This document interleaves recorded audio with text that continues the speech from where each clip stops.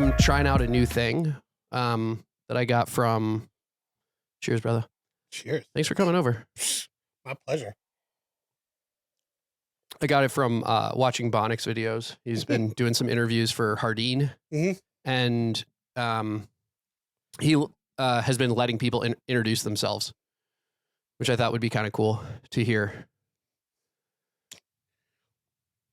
Is that the first point on this? Letting people introduce themselves. It's funny. Since 1986, when I started this, doing bios and talking about myself is like literally the worst.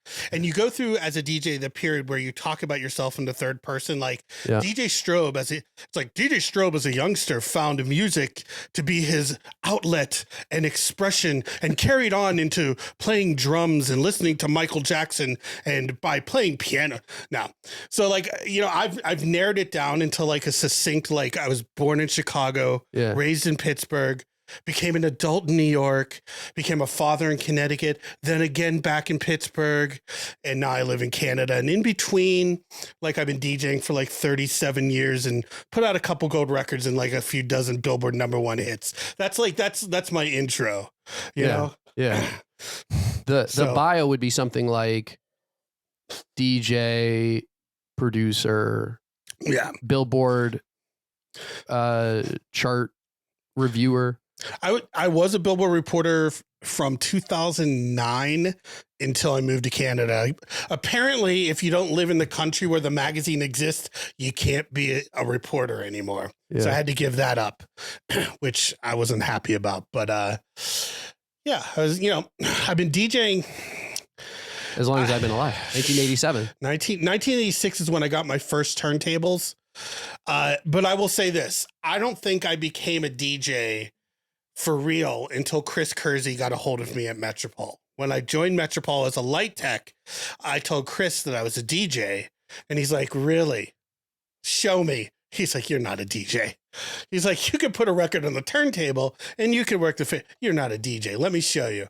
And probably meeting Chris in my era at Metropole was probably the greatest time ever. For people who don't know who Chris Kersey is, he is probably the mentor of a great number of DJs, as we call it, the House of Kersey. And we do meet at least once a year. And it's, it's me, Jan Jerza, Digital Dave, all like were, trained somehow under Chris, whether it was at Donzi's or whether it was at Metropole. But everything, like he helped me get signed. He taught me what it was to program a room. I mean, when you see a DJ live on the air mixing on vinyl on 3 turntables flawlessly, like it's like how, but and still to this day, like, when I was doing the Firehouse in like the 2009 to 2011 era, like he would come and play and never ever like missed a beat. Still keeps up with music, still buys music, still plays. In fact, he's trying to buy some vinyl now of mine. And so, you never lose that. Do you have an idea of where he came from and how he got his start? He's from Columbus, Ohio. He got his start in the McFadden venture when they used to have companies that used to groom DJs and then send them off into different places. I believe he was in Texas and in Ohio, and then they moved him to, I think it was Confetti's in Pittsburgh was one of his first. He'll correct me when he sees this, but then I met him when he was the head DJ at Metropole. What were you doing there? I mean, were you even 18? No. So I did lights. So actually, I'll take that back. Doug Weimer was doing lights. I was the junior light tech. But the reason I got the job is because a friend of mine did a fashion show there, and I did all the music on my Emacs with samples, and they had an Emacs and didn't use it. So when they saw me doing all the stuff with the Emacs, I was basically hired to play the Emacs. Which was the lighting controller? No, the Emacs, the sampler, synthesizer, the EMU Emacs synthesizer, sampler. So I was like doing all the samples and stuff, and for the fashion show, and they're like, oh, we have an Emacs we don't use. It'd be like Metropole. And I actually was able to come in and like play samples and songs alongside Chris. So that's what I was actually technically hired.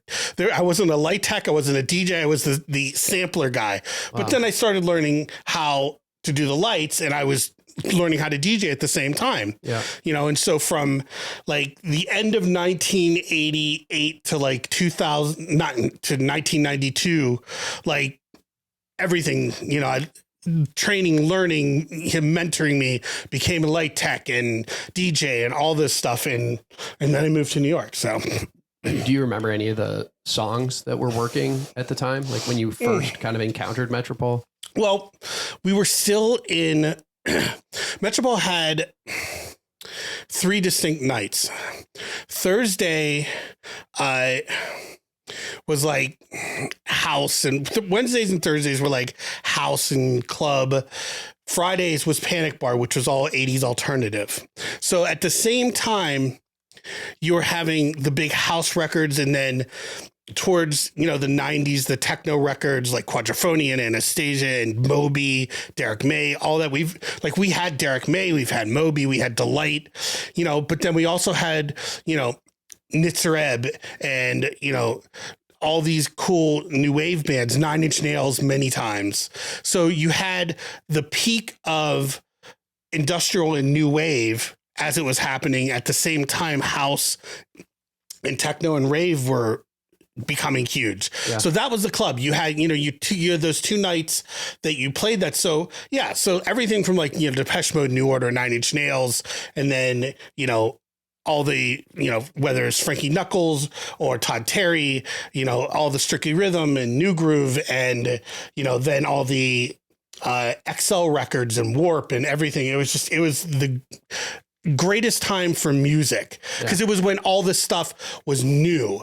There was no house progressive. It was like house and techno. And then we had new wave and industrial. There were no subgenres yet, because it was just, this stuff was just coming out. Like 86 was when house kind of hit the scene. So in Pittsburgh around 88, maybe 87 is when it was really happening there. And where you could do a Wednesday night party we did called Warehouse at Metropole and have 400, African-American people going crazy. Like, that was the music. It was in the Strip. Yeah. Yeah. And the building is still there. It's a different club now. No, the building was torn down and turned into an office building. That whole section, because it was Metropole, Rosebud, and then there was Cruise, Privilege, Static, Exits, an Under 21 club. It was a bunch of things. Zoo. So there was a bunch of things happening there in that one area, and then Costume World. But all that was gone, and now it's an office building and a parking garage. What made you want to go to that club and get to be a part of this scene? Who were the people that convinced you, or what was it about who you were that made you interested in nightlife? So at that point in my history, I was a musician. I was a drummer. I was just learning to DJ, and I had a small studio with very rudimentary synths and drum machines, basically because I wanted to learn how to recreate Axel F. And from that, I learned about, Depeche Mode and Kraftwerk and house music. And I'm, from Chicago. So I would spend my summers, my parents would ship me off to my grandmother's, and I would go to these clubs with my cousins and hear all this house music. And I go to the DJ. I was like, what is this? It's like, go to Gramophone tomorrow and say you want the music that was playing at Medusa's. And so I have all these records and stuff. I didn't even know what house music was then. I just loved the music because it was electronic. So I would bring that back to Pittsburgh and play that. And I'm like, oh my God, there's a place here that plays that, because I had no idea. I was obviously too young to get in the clubs, but doing the keyboard work and the sampler stuff got me into the club. And then I heard what they were doing, and I'm like, this is great. Well, the owner, Robin Fernandez, was like, do you want to be part of this? I was like, yeah. So that's how it started. I mean, I turned 21 while I was there. Yeah. But yeah. What was the moment where you knew it could be your career, where you felt like, I am a DJ. I'm good enough at this. This is all I need. I don't need to go to college or whatever. Well, whether you did or not, I don't know. You know, it's funny because I originally wanted to be a psychiatrist or a psychologist. I loved the idea of that, but I didn't like school. But I loved sitting in my studio and messing with samples. So when I would get these records, and mind you, this is 87, 88, 89. We didn't have the internet. So you would get like Future Music or, you know, these different magazines that would have tutorials because there was no YouTube. You couldn't, like, you'd get these samples like, how do I make a house record? I don't know. We just mess around with things until you find something. And that's what he did. You know, you program beats and you program samples. I was like, I love this. And then you play it for people and like, oh, this is cool. Let me send it to some labels. And labels would be like, hey, this is cool. Can you maybe change this? Or, you know, add a loop to this, or, you know, give you ideas because they were the ones releasing the music. And I'm like, sure, you know, and, you know, you'd send them records and they signed it. And I finally got signed to Quark Records in New York. And with enough money, I sold a couple of my units. I sold my 1200 and some other stuff, and SP 1200 and got enough money to move to New York because I got signed to Quark Records. So I was a signed artist in New York, a kid coming from Pittsburgh. I didn't know anything. Like, I mean, I moved there with my best friend and my girlfriend at the time. But other than that, like, I'd been to New York. I loved being in New York, but until you live in New York, you don't know, like, the kind of energy, and especially at that time in the 90s, like when all the labels were there, when it was still, you know, a big epicenter of culture and art. Row or yeah. Right? Isn't that what the Music Writers Avenue was called? I don't remember where it is, but in Manhattan, right? Yeah. And it was just like, you know, you could go on any day and hit label, you know, Strictly Rhythm, Nervous, King Street, all this, Maxi. They were all there, all in their peak. Like, it's hard to explain that, you know, because today you could say, you know what, I've got a laptop, I've got some samples, I'm going to make a track, I'm going to release it myself, it's going to be on Beatport tomorrow. And, you know, you don't understand that, like, back then you had to own every piece of gear you wanted to use for a sound. So you had to own a studio, you had to go, you like physically knock on doors, or, you know somebody to put a record out. It's not like now, because again, there was no internet. You had to do the legwork, knock on doors, you get a record. But again, at that point, you could do an EP and pay for your month's rent every month. You know, you could get a record released and pay for 1 month, 2 month, 3 month, or remix work. It was much easier then if you spent the time building your network and your reputation. Yeah. It's not that easy anymore. Was it always Strobe? I was Strobe since the guy, Douglas McCarthy from Nitzareb, was playing at Metropole. And besides Depeche Mode, Nitzareb is one of my favorite groups ever. And for anybody who doesn't know, they're a big industrial artist. And I was doing lights for them. Apparently, I went very Strobe heavy. So when I met him, he's like, you're Mr. Strobe. And it just, and I was telling Chris, and he's like, you're DJ Strobe now. And from that point, I think it was 88, 89. Yeah. I've been Strobe ever since. Yeah. It's good to have a moniker which is associated with somebody important. You know, if there's somebody important in your life who gives it to you, it doesn't matter how. Yeah. I mean, yours is good, thank God, right? But if it was shit, if it comes from Trent Reznor, you're going to keep it. Yeah, I don't care. Yeah, you DJ Boo Boo Kitty, I would have been Boo Boo Kitty for the squawking chicken, whatever. If Trent Reznor says this is that's your name. It's your name. I love it. Where did you move in New York? Were you in Manhattan? So my first apartment in Manhattan was 74th and 3rd Avenue.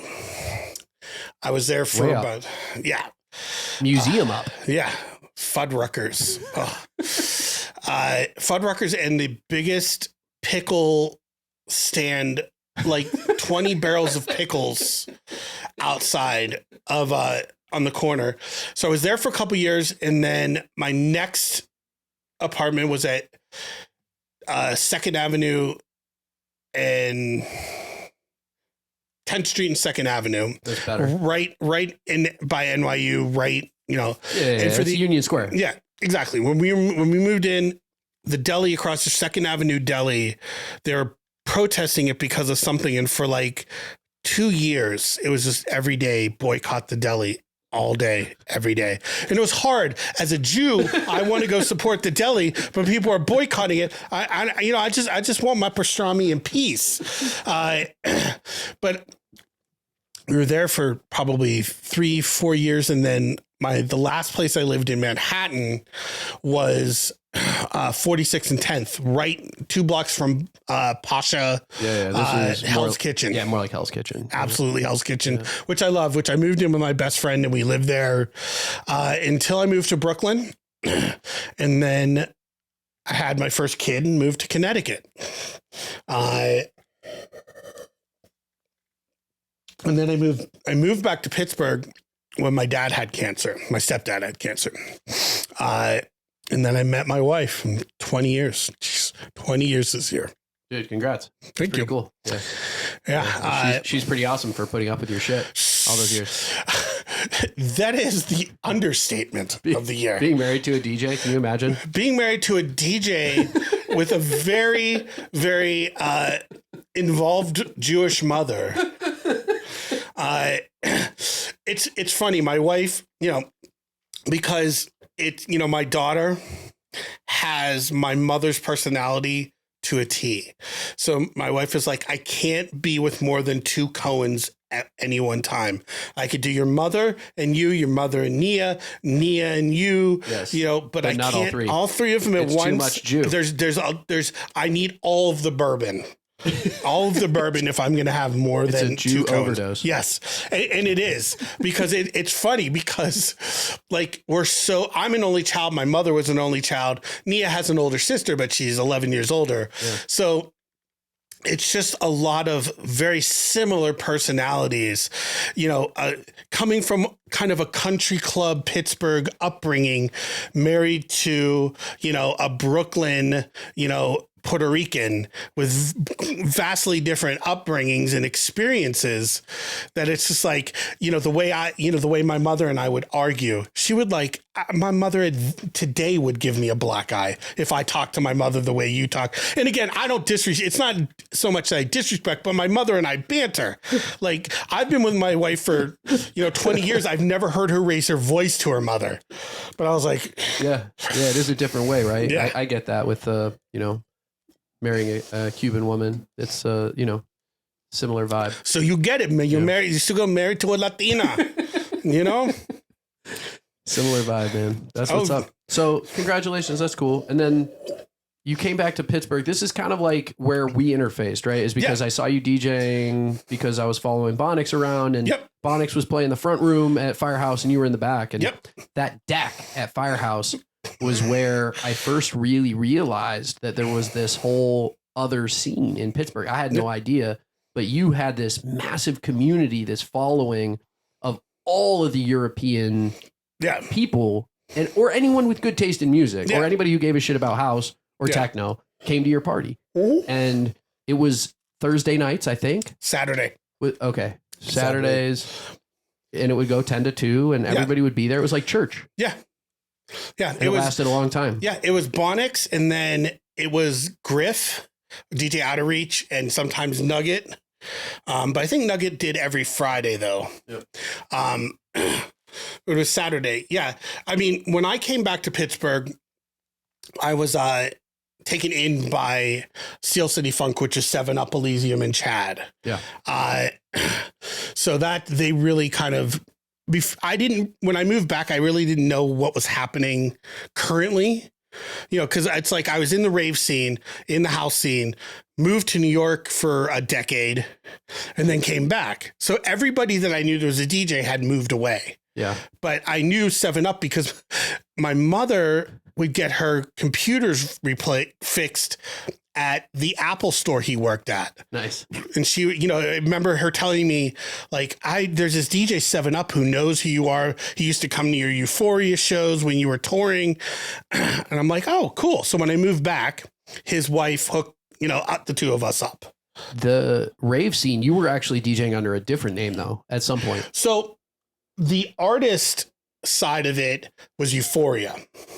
That was what I put my music out under, but it was still produced by Strobe. Okay. So it was kind of like the Moby thing, where it's like Moby was 20 different names and I was Strobe and I was Banana Babies, Euphoria, and all these other things, depending on that way I could do 5 remixes of my own record, but each have a different name and look like I had a bunch of people that were trying to do my records, but it was mostly just me until I got to the point where I actually had friends that would remix my record.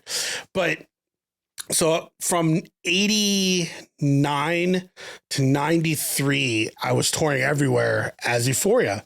And it's weird as a kid from Pittsburgh, because I was still a kid then, having records out that were charting and doing shows with the people that you idolize. I would do shows with Moby and Prodigy. And, when I moved to New York, I was interning at Logic Records, which was run by Kelly Schweinsberg, who was from Pittsburgh. So she brought me in, and rest in peace. I remember one day I was answering phones and in walks Todd Terry. Todd Terry is my idol, always and forever. I knew what he looked like. But again, no internet. It's not like I had video, but I had a record that had his picture on it. Yeah. And I was like, hi. And he's like, yeah, Todd Terry for Kelly Schweinsberg. And I froze like Eminem in 8 Mile. He's like, you okay? He's joking. I'm like, yeah. I was like, the Todd Terry? He's like, I don't know many more. It's like the guy who did it. He's like, yeah. I was like, dude, you're like my idol. I was like, I fangirled. And so from that point on, knowing that he was releasing a record on Logic, I would bring records, and every time he'd come in, he would sign them. And at the same time, I was also working in a place called Crocodile Computers, and it was a used music equipment and computer repair place. And he would come in, he's like, do you work everywhere here? I'm like, yes. So he bought a Mattel Sensonic drum machine off me. And it was just funny because he's like, by chance, do you have this record I did? I was like, yes, I do. He's like, I need a copy of that. And then every once in a while he would hit me up and I'd be like, yeah, I've got this. And so he came to one place I was DJing one time, and he's like, okay, you're a cool dude. He's like, I'm DJing this event. You want to come DJ with me? And it was a Martha Wash fundraiser kind of thing. And so we became friends. I still talk to him. He hit me up when he did his Defected in the House, because there was a bunch of records that no one could find, and I had them and I ripped them. It's cool. So yeah. Not selling, but giving him his own records back. Yeah. You lose them over the years. That's definitely it's so real. But you were somebody who had what he needed. You were somebody who was in a position to you were a collector, and that's maybe where you started with the antique turntable collection too. Yeah. I mean, or the portable turntables that you have. One of the biggest collections in the world, maybe? Or it's a big one. It's a big one. Museum level. There's guys in Japan that have written books of just their collection. Yeah. So I have a big collection, not the biggest, but pretty big for a personal collector. Yeah. But what's funny is there's a guy who goes by Dustin Grooves, who put out a book called Dustin Grooves. And it's a collection of DJs and their collections from all over the world. Then he did one on guitar pedals. And now he's doing volume 2, 10 years later, on more DJs collections. But his other pet project book that's coming out, I think in August, is DJs and their portable turntables. Cool. And so he was all over the world. He was in Japan. He was in Paris, New York, Chicago, everywhere. And he had just come across my Instagram page. Excuse me. And he's like, can you give me a list of all the portables you have? And he's like, here's a list of all the ones I've done already. And if you have enough on your list of ones I haven't done, I'd like to come out and film yours. And so he did. Nice. He's like, you've got about 20 unique ones that I don't have. So he was in, I think he was in Detroit and then drove to Owen Sound, Ontario. Jesus. Yeah. That's And what's up. he's like, where am I? And it's funny. It's, he's this Israeli guy. He's in this small town, but he came and he set up in my basement, filmed everything, and was gone the next day off to Chicago. And, he's like, around August. So cool. That's what's up, man. Is it out yet? August. Amazing.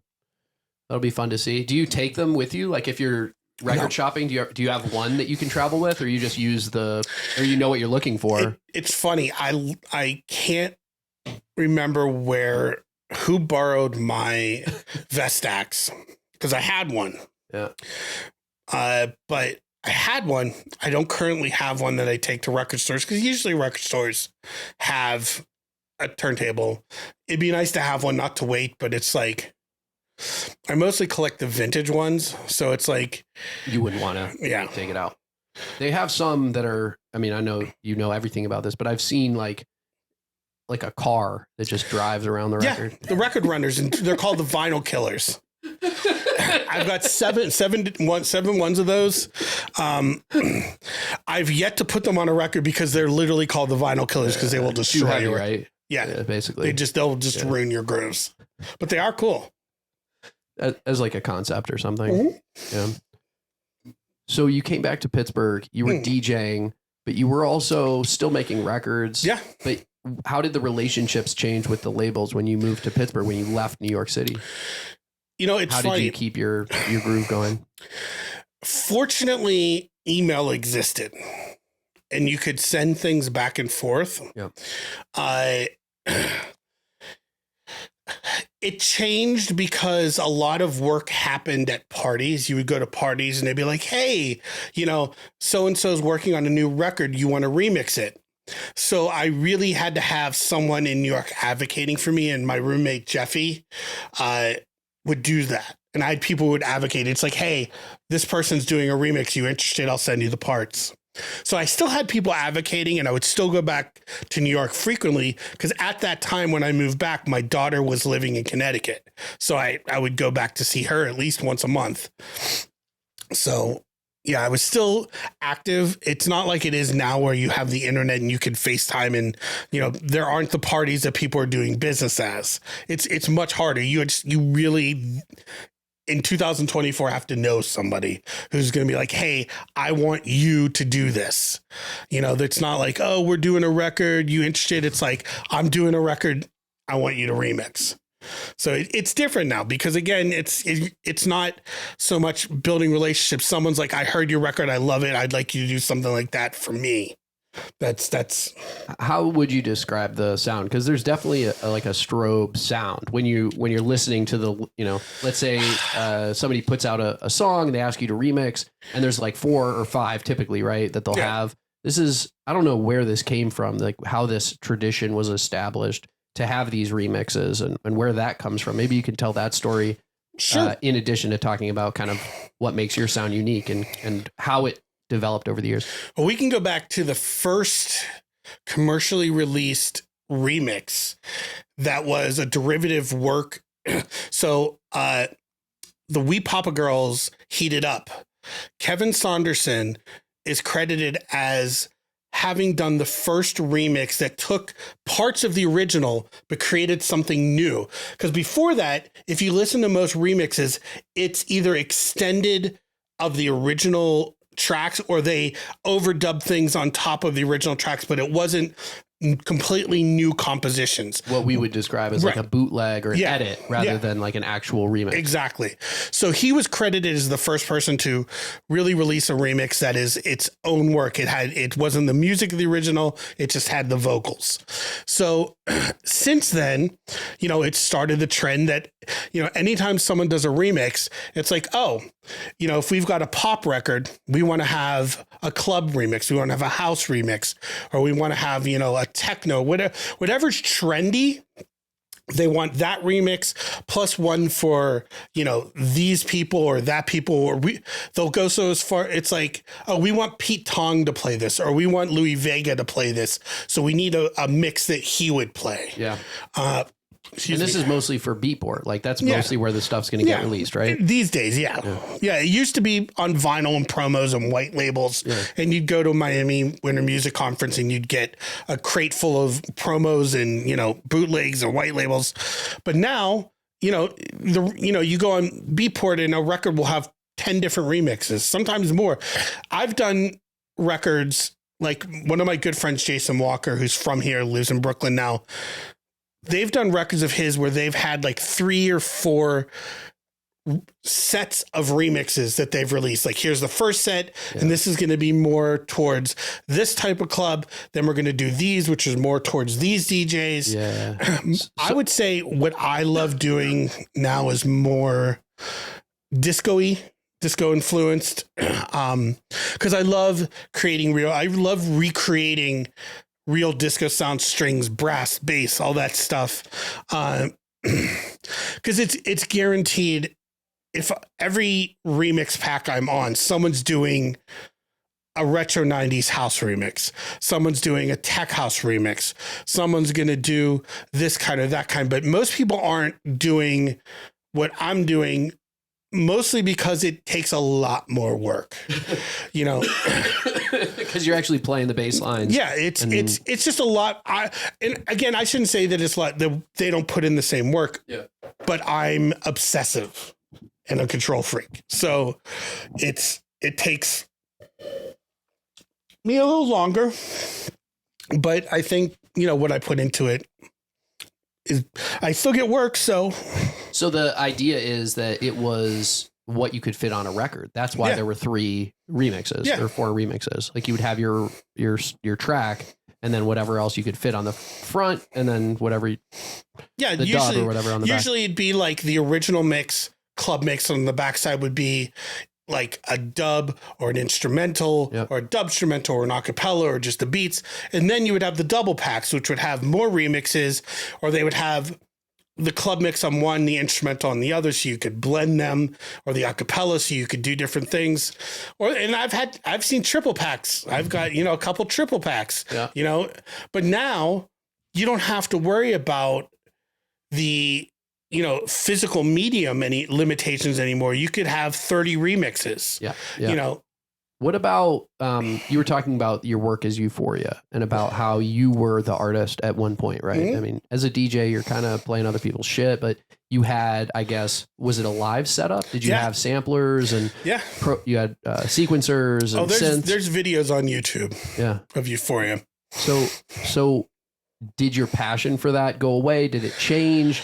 What about releasing songs as Strobe and kind of like your own original work and like where has that kind of impulse or desire gone? So towards the time when I moved to New York, I was living with my girlfriend. I was living with my best friend, going to parties, DJing in New York and producing.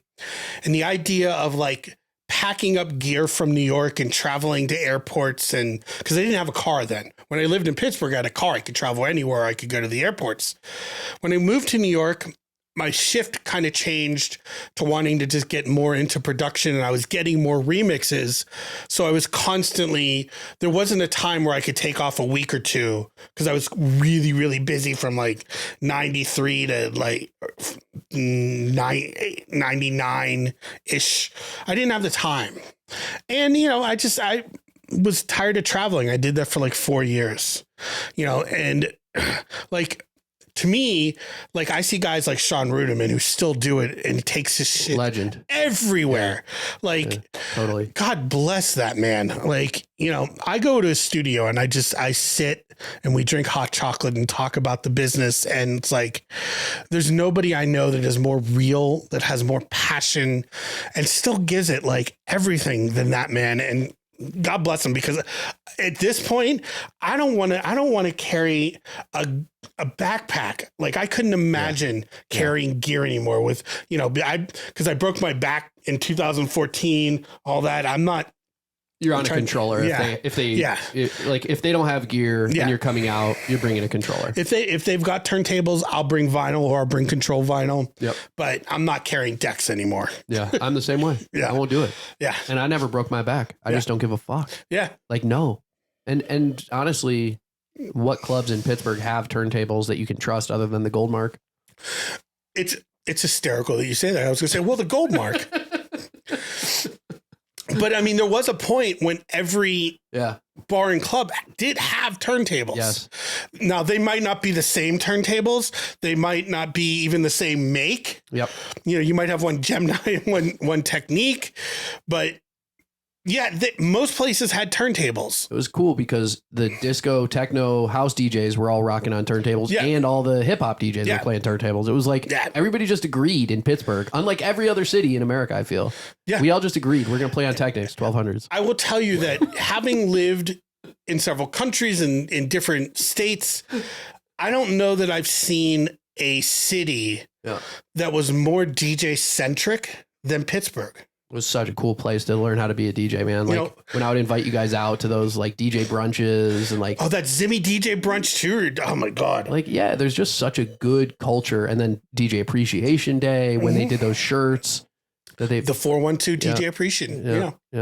It's, that was great because you had this amalgamation of mentors, the people they mentored, and then those people and their proteges, like multi-generational people that were learning from everybody that was still involved. And for the most part, very willing and open and not like, get off my lawn, kids. There's still some of that. But like, as I'm 55. Yeah. I'm an old G in many ways, but I embrace technology. I still love playing my vinyl, but I'll still play on my controller. And I love young people if they come with passion and sincerity. I love that. I'll never forget when you welcomed me and Danny in when we were working on our record, Jaguar Milk, the Tranquilizers record, which boom clap. I listened to it yesterday. I was getting ready for this gig. It still smacks. It's a great record. Thank you so much, man. You helped us a lot. I think I'm trying to think what was like what the tips were that were most helpful, but I think just like working our way through Ableton and kind of how fluid and like fluent you are with Ableton. You could teach like a master class on Ableton at this point. I love teaching. I do. Yeah. I've done a couple in our town. I've done some here. I even did some for TJ Harris. I did some when he was teaching. I did some Ableton classes, and I have tutorials online. Dope. Because I love teaching. I mean, my ultimate job would be teaching production. Because it's something I genuinely love doing, and I love sharing secrets, helping people get over hurdles. Because that's the thing. You can jump into something, but when you hit roadblocks, you stop. So I like being the person to be like, well, here's what you need to do to get over that, and then keep going. Burkat was teaching for like a production school in New York City. It was on 8th Ave and 14th or something. Do you remember this one? No. Beat something. I'll have to look it up. I know it's gone now. Beat something. Beatport Academy? Beat Source. Or I don't know. But I know exactly what you're talking about. Yeah.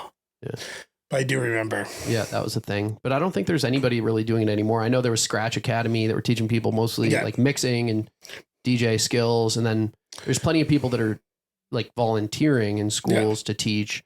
I know there's another guy in New York actually, who is doing like volunteer work in like, bringing those kind of skills to schools. But what, I guess you also have a podcast now, right? Are you, what are you mostly working on now? I mean, besides my production work, I'm mostly DJing on Twitch. Yeah. And then here's a funny thing. I've lived in this town. It's a small rural town in Ontario of 22,000, 23,000 people. Yeah. Very, blue collar, lovely people. not a lot of diversity. They love their cover bands, folk music, rock music, and that's all well and good. But there hasn't been a lot of opportunity to DJ. Yeah. And I kind of knew leaving here that if I had to kind of retire, I was okay. I wasn't, I still loved DJing, but I was like, okay, this is another adventure and, we'll see what happens. And for the past 4 years, it was pretty like I DJ a pride party or I DJ a kids dance party or somebody's party, but there wasn't a lot of places, to DJ. Yeah. And then this year, in the past 5 months, 2 places opened. One, a place called Rumpus Room, that the owner is a doctor at the hospital. And nice. The other is a guy who owns a big lounge, but opened up a big pizza place. But I have a corner that I have a DJ kind of booth in. Oh, that's cool, man. So within the past 6 months, I've had 2 places that I've DJ'd, and I've DJ'd at least 2-3 times a month now, playing house music that most of these people really haven't heard, but they're like, oh, we love the vibe of this. It's really cool. And they hang out and they dance or they chill. I play soulful house, some 90s house, some club house, and they dig it. It's awesome. And it's some people were like, oh yeah, I'm from Toronto, so I know some of this house stuff. But a lot of it is just I just like the vibe of the space and I dig what you're playing. And, so I've built up a little following and I get to play to people playing something I love 2 minutes from my house. It's really cool. In a small, I think there's some kind of lesson there, which is if you do what you love, if you build it, they will come. You just kind of have to follow your heart. And if you're trying to mold yourself to your environment too much, maybe it's never going to work. Well, the lesson that I take from this, because coming from here, I had multitudes of places I could go. It's like you want to DJ here? Come DJ our party. You move to a place where, you're not from that country. They're like, oh, you're American and you're into electronic music. And, you have to win these people over. A lot of the musicians is like, hey, if you need a DJ before or after, and they're like, not really. You're a cool guy, but what? So you eventually take the mentality, I'm either going to not do this or I have to create my own party. And that's what I did. I went to these places look, let me DJ. I'll DJ for free, to show you what I can do. And then you get paid. Yeah. Once you show that it's something that they're going to make money at because of you, and so I can't say that I'm, not happy at this point that I get to play music I love and people aren't like, oh, can you play hip hop or can you play Adele? No, they come there because the place is a cool vibe. Yeah. And it's not because we have plenty of bars and dive bars and, other halls that people play live music at, but this is a very nice kind of cool. We've got some cool lighting and some lasers it's a small intimate place, kind of almost like Goldmark. Nice. Yeah, so I want a dive bar. I feel like that would be such a good business to own. Yeah. No, I mean, I miss Firehouse 100%. I don't know that I'll ever have a place that I love as much as that, but I love that I get to play the music that I love. I don't have to play, trendy or I play what I want to play. I get to go out, play what I want to play, and people embrace it. And that's at my age. For as long as I've been doing it, that's all I can ask for, because I don't want to go out and have to play music I don't like just to be able to DJ.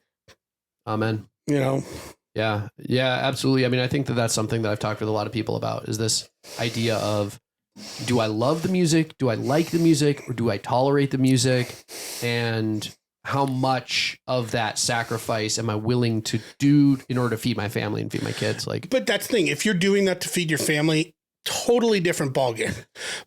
I'm not sitting here saying because I'm married to a doctor, I get to do what I want, but I'm married to a doctor, so I don't have to go out and DJ and hustle for that. I do production for that. Yeah. And I've started my own pickle company. Oh, dope. DJ Strobe's Disco Pickles. Amazing. No joke. I love it. And pickle season and cucumber season's coming, so I'm starting that again. But yeah, I mean, again, if I was in Toronto, there would be probably more places to teach and do stuff. Sure. But the fact I get to do this in this town, and they're great people. I mean, it's a lovely town of people. Yeah. Finally got good pizza. Which I helped curate. I was like, look, the guy who owned the spot was like, I'm opening up a pizza place. I was like, you bought him the pizza oven?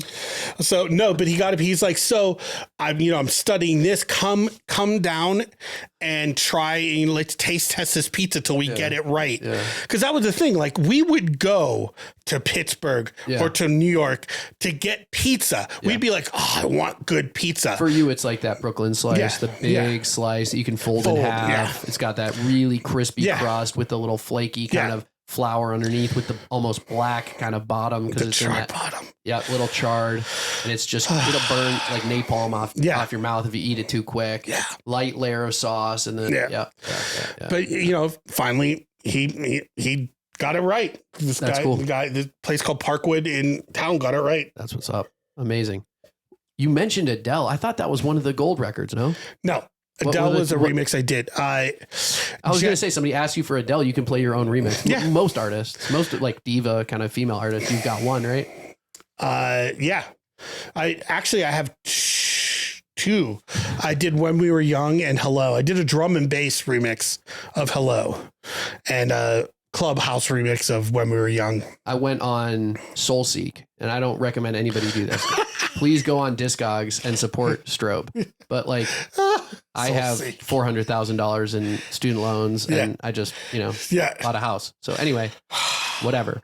The point is, I went on and I just searched DJ Strobe, and now I have like 50 or 60 of your records in my Serato.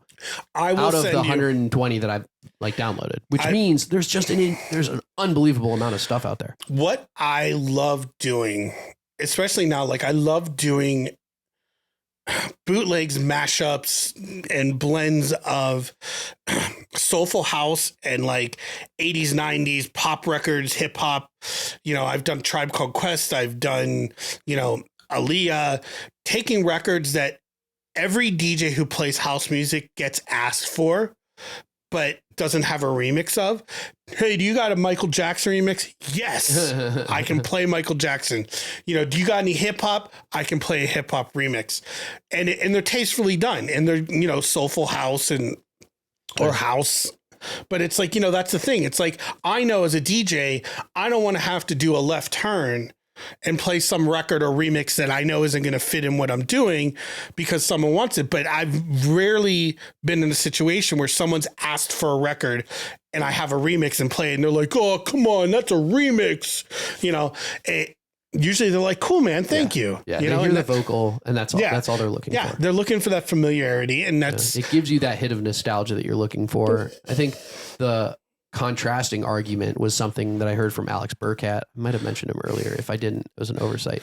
But it's this idea of play the original version, at least have the original version on your computer. If you're going to get a remix of anything, make sure you have the OG. And there's a couple reasons. I think one of the things he mentioned was about sound quality, which is like this idea that the person who makes it has the best equipment and the people that are remixing it don't quite have the same mastering gear, mixing gear, whatever. It's never going to quite sound the same. In a lot of cases, that is true. However, the one thing I've learned, I am not good at mastering. So I have like Wired in the UK who does Defected, Strictly does most of the records I play are mastered by them, and it's not expensive. Nice. But if I let's say I get $500 for a remix, I will spend $250, $300 to have it sound better than everybody else's remixes. Cool. Or, there is never a time where it's not worth it to have a record, because you don't want to be in a list with 10 other remixers and have yours be the one. Like, I can't really play yours because it doesn't sound great. The difference between mixing and mastering is, please correct me if I'm wrong, to mix, you have to have the stems.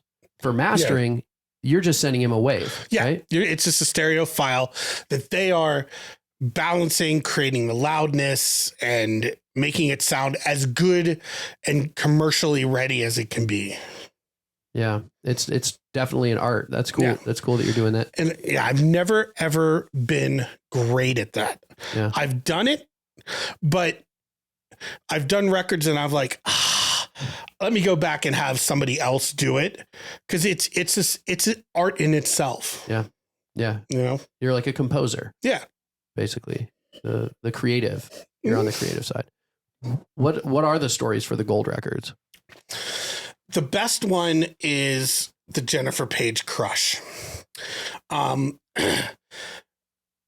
guy hit me up who is a promoter and said, we are releasing a record. The problem is they're going to master the record in 2 days. It's an artist I love. I think she's going to be big, but we don't have another remix at this point. So he's like, I want you to do this remix, but I need it tomorrow. So I went into the city, got the stems on DAT, went back to my studio all night, did this remix, submitted it to the label. The promoter did not love it, but the label loved it. The promoter wanted something harder, but I did a very soulful mix, and you'll hear it in Kmart, or not Kmart anymore, but Walmart, and you know, the only other person that did a remix was Dave Morales, and it was after mine. Wow. But when I hear it out, it's usually my remix. So that was, cool. I just remember I did this, and I knew it was doing well. But then, like, I get a package at my door when at this point I was in Connecticut, and I opened it. It's a gold record. I'm like, if you can imagine being a kid from Pittsburgh, making your own music, moving to New York, doing all this stuff, and you know the idea of a gold record with your name on it. See, it's nothing that even registers. But then it's like I have a gold record with my name on it for something I did. You know, this geeky kid from Pittsburgh for, you know, a housey club record. It was crazy. So, what are the other songs of yours that you hear out? Jagged Edge, Let's Get Married. I did Will Smith. I did Justin Timberlake, Justin Bieber, my Madonna, which is on her official YouTube channel. Yeah, I mean, people will send me, as a matter of fact, the drum and bass remix of Adele. A local DJ sent me a picture of him playing it. He's like, I've got naked babes dancing to this record right now. I was like, you know, people will hit me up. It's like, you know what? Like I found a CD of yours from like 1996. And it's like, I just played this record. I was like, you know, someone sent me a screenshot on their phone that they were listening to my Euphoria from like 1990. I'm like, it never, you know, it never stops getting, it never gets old when people appreciate something that you did, especially older stuff. And I love that. I mean, you know, it's not an ego thing, but it's a very humbling, you know, thing as an artist when people appreciate what you do. You know, money's great, you know, fame is great, but when the people that you make the records for, the DJs, love it and play it, you know, it's fantastic. What's the workflow like now? Much less, because moving to Canada was not great for the production career. Giving up the billboard reporter position was detrimental, because when you're a Billboard reporter, people throw you remixes because they want you to chart them. So I lost that. Plus, we're at a point where everybody is remixing, and I don't do enough of my own records. So when you're doing your own records, people are like, "Oh, I love what you did. Remix my record." And that's, I take full responsibility for that. It's slower, but I still do it. But I'm okay with that. I mean, what does it actually look like? Like what are the pieces of gear that you're using if you were to put something together? So like sampling and keyboards. What do you how do you put it together? It's all in the box for me. I have a machine, I have a keyboard, but I use Ableton and 100 plugins. And I've been that way for a while, because you get burned when like you rely on gear and you're like, oh, I'm going to sell this. And then a year later, a label will come back. Hey, remember that remix you did? Can you bounce that again, but change this? And you're like, I don't even have that gear anymore. Yeah. So when you do it on your computer, you can just pull up that file. And the worst thing you have to do is replace a plugin. Yeah. So. Oh, that's really cool. The labels will actually say something like, can you just make the vocal a little quieter? Oh, yeah. Or like, can you just take out that section, double this section, whatever, like put a little filter. It's funny. Like I'll get a call and they'll be like, hey, we want to use this remix for the Ice Capades, but we need to condense it into this. And we'd like to take the snare out. So you have to be able to pull it back up and then rebounce it and remix it or remaster it, whatever it is. But if you don't have that gear anymore, then like you got to rebuild that thing from scratch. You may not even have the parts. So do remixers get any publishing, or it's just you get a check? They cut you a check. When you're done, you're done. You never catch anything on the back end. Very rarely. It's mostly work for hire. Sometimes when you're like a Todd Terry and you do a missing, you get something on the next Everything But the Girl. If you're Dave Morales and you're doing Mariah Carey and you're having her recut the vocals, chances are you could get a point, you could get some publishing or something. But in general, it is straight work for hire. Yeah. That's what's up. You, tell me about the pickles. What's going on with that? I know you were like very culinarily interested when you were here. I remember seeing like Instagram posts with maybe like cooking different things. And it makes me think about Buku. It makes me think about Buku because he's done some things with the cooking. And then it makes me think about, and he has a new project out, which is really cool. I think it's something spaghetti or something. No, that was the old one. It's his techno project, whatever it is, it's out. And then, but under a different name, which kind of reminds me of the Euphoria Strobe conversation.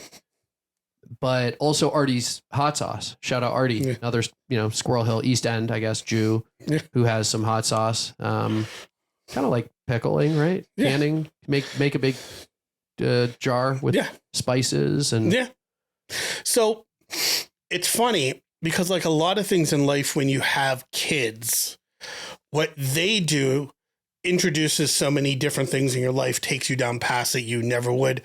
So last March 2023-ish, my kid comes in the house and she's like, I need to go to the grocery store. And she's, 13 at the time.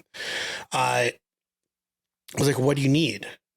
She's like, I need to get cucumbers, I need to get jars and all, there's no concept of what things cost. It's just, I have a laundry list of things I need you to buy so I can recreate a TikTok. I was like, okay. So we go and we get this stuff and she, she cuts the cucumbers up. She puts the vinegar and all this stuff in, and she makes this. And she's like, "Okay, I didn't really enjoy this." So I'm like, "Well, we have all this stuff. Let me go online and make jarring your own pickles." So I went down rabbit hole after rabbit hole, and I made a couple jars, let them sit a couple weeks, tried them. I'm like, these seem pretty good. So then I kept going down, how to make the brine, how to sterilize the jars, how to make the brine, how much salt to put in, how much this, and trying, different garlic and everything. And it's like, it got to the point where I was obsessed. And it's just like my whole kitchen island was like Pickleville. And, you know, like I had Strobe's disco pickles, and I had Strobe disco pickles that had peppers in them. So there were hot disco pickles. And the tagline is, it's time for the jerculator instead of the percolator, because the jerkins, like I went all in and I made like, I think not gherculator. I thought it was gherkin. I don't care. Jerkins. It works for me. Yeah. But I made like all these batches before, and I also didn't realize the cucumber season ended. So it ended. I'm like, crap, because I was getting locally sourced like Kirby cucumbers, not like the little mini ones from like Giant Eagle. They get smaller as they pickle. Yeah. Everything's a pickle, but when we say pickle, it's like the Xerox of pickles is cucumbers. Yeah. Why is that? What is it about the cucumber that makes it ideal for pickling? No idea. But when I see people say, why don't they ever pickle cucumbers? Why is it just pickles? It's like, do you not know what a pickle is? Whoa. But I see that. But whoa. So I made all these batches and I started giving them to friends to try. And they're like, these are the best pickles I've ever had. So I came home for Picklesburg, gave them to some friends. They're like, you need to do a booth here. Yeah. And then it started to seem like work instead of a hobby, but I love it. So I'm, you know, this year I'm going to ramp up and, you know, make more, because by the time cucumber season had ended, I was almost out of jars. I didn't even have any for me. So now I know. And I'm going to use, over the past year, I've made friends with, you know, garlic people. I love this guy. Andrew owns this company, garlic everything, all garlic everything. Donald's Honey is where I'm going to get my cucumbers. So I want to use all locally sourced things, but I, you know, it's just because there's not a lot to do during the day when you're an electronic DJ in rural Ontario. Your kid's at school, your wife's at work, you're at home. Plus, you've been used to doing 20-hour days for the last 35 years, right? I mean, I think a lot of people are always surprised when I tell them that being a doctor is much easier than being a DJ was in terms of the workload. From a stress and like mental fatigue and, you know, dealing with trauma kind of thing. Yeah. Like I didn't deal with a lot of trauma as a DJ, other than the story, which I've never told on here before, about the person who got stabbed when I was at Paparazzi. I don't really want to talk about it too much, but it was that was scary and sketchy. And I don't really DJ in the South Side anymore. And you can talk to Red about that story if you want to hear more, Harlan, whatever. Point being, it consumes you when you're a DJ. Whenever you're awake, you're looking for that next record. You're trying to find that way of organizing your music. You're trying to make a new mix. You're trying to get connected with the right promoter. You're trying to publicize and promote your own show. You're responsible for building, your brand. You have to play every role: promoter, marketer, social media, content creator, everything, manager, like putting mixes out, agent, the whole thing. Yeah, and it's funny that you mentioned, you know, between DJing and being a doctor, because it's funny. Like I met my wife 6 months into med school, and she was 6 months into Pitt Med. Yeah, she was in her neurology rotation. She came to Firehouse. Yeah. To dance? Oh, yeah. I thought so. I remember seeing her there, I feel. Yeah. And you guys weren't married at the time? Oh, no. That's so wild to me. Yeah. Because you have a 15-year-old daughter with her. Yeah, but we've 20 years. So we dated. How old am I? How old am I? We dated for a couple years. Then we got engaged. We got married a year later. When she started her internship, Nia was born. We planned this. But it's funny, because her big thing, you know, doing the work as a doctor, she loves, but it's the notes.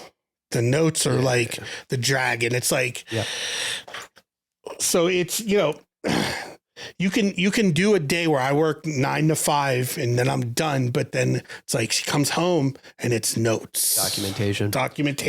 She has an admin day. There's an AI for that, man. They're working on it. Yeah, it's just going to get so much easier. Yeah, there's going to be like a big change in that, a sea change in the way being a doctor works. One of the companies that I really liked was in Boca Raton called Modernizing Medicine.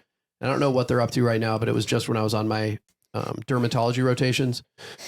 What it was just an iPad with a picture of a person, and you would tap the left arm and it would pull up a list, a drop down menu. It would be like rash, macule, papule, skin lesion, abrasion, whatever. And you'd hit it and then it would populate the note for you based on what all the things you tapped on the person's body. So the note would be written. It was dope. She needs that. She might just not want to hang out with you. After 20 years, you never know.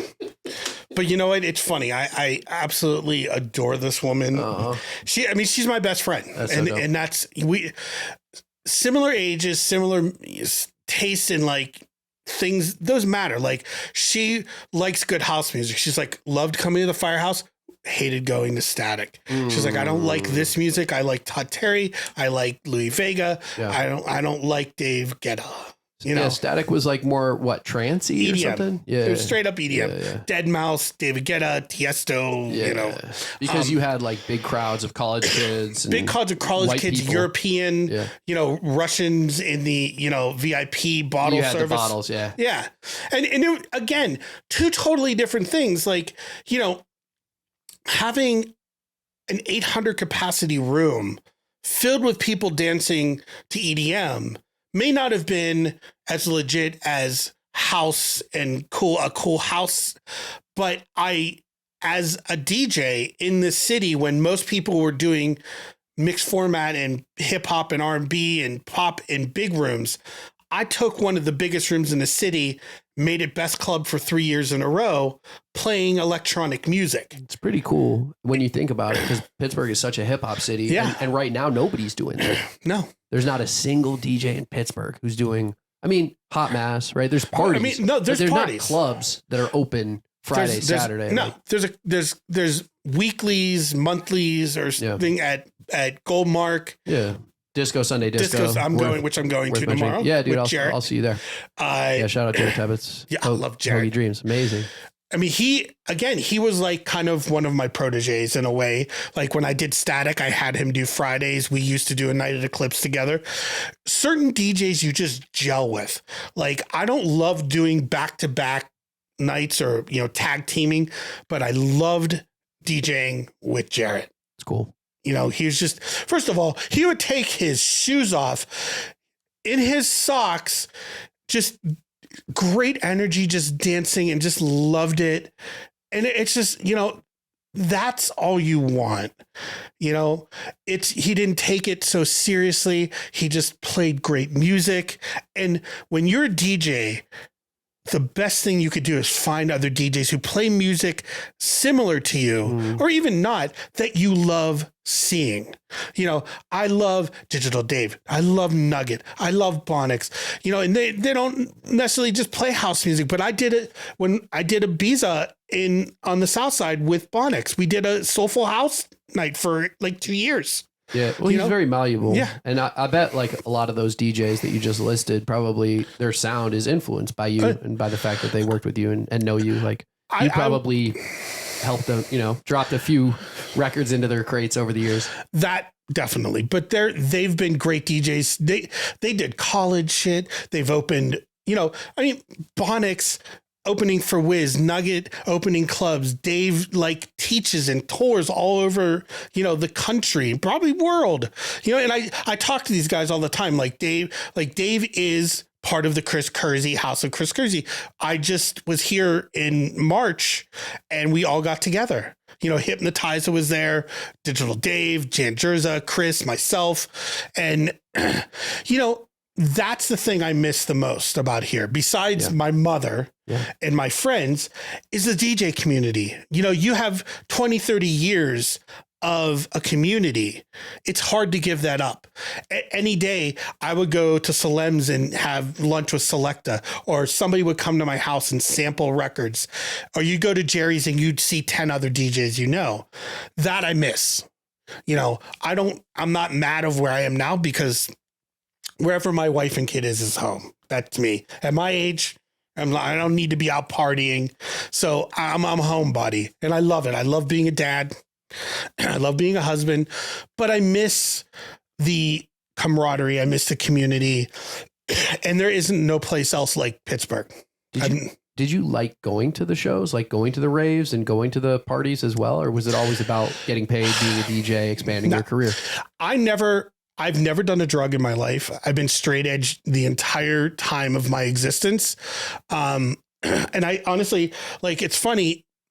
My wife is a big bourbon drinker, and I never drank until she would have me try different bourbons, and I'd be like, this tastes like gasoline, because it was rye. I didn't like rye. Oh yeah. And then she's like, try this wheated bourbon, and it was a Weller's. I was like, I love this. Yeah, it's nice. So, 18 years into our relationship, we found something new we loved, got to go to Kentucky. So there's always something new, but I never drank a beer at a club. I never did drugs. I don't smoke weed. So to me, I just always went for the music. The downside of that is all the, lineups and deals were made at the house drug parties that I never went to. Yes. And I don't regret. Or they book the drug dealer. Yeah. It's like if you're not selling Molly, you can't get the get the booking, because I don't regret my career at all. I don't regret anything about it, because I've gotten to play with most of the people that I idolized.